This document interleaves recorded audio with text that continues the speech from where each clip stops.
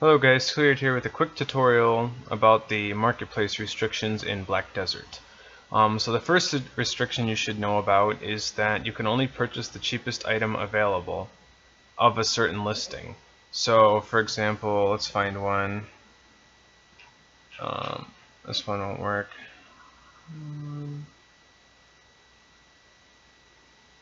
Okay, we'll do garlic. So for example, you have to buy one of the garlics that costs 60 silver. You can't buy, say, this one that costs 65 silver. And the reason this can be pretty annoying is because if you want to buy something in bulk and there's a bunch of like small listings with barely any of an item that are cheaper, you have to buy all the cheap listings first. And the reason they do this is because they really want to stop gold sellers from transferring money through the auction house. So that's why they do that. The other restrictions you may notice is that when listing an item, there is a minimum price and a maximum price indicated by the low and the high, and you have to list it between those two price points.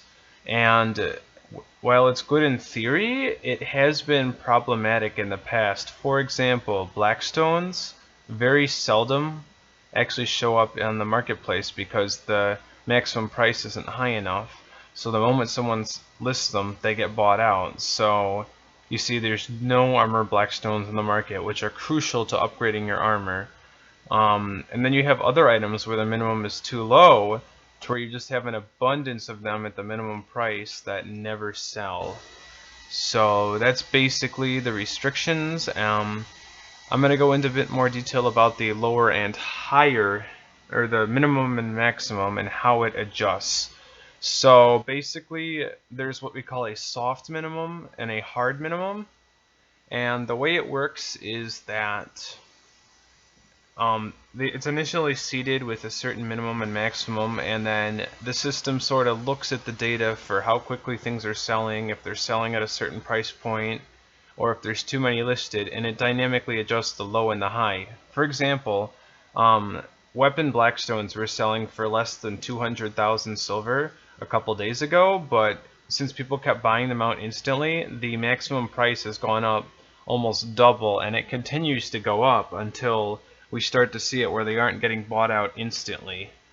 And I think it might be getting close to that point. We're starting to see some listings that aren't getting sniped instantly, but I think it'll go up to 600k.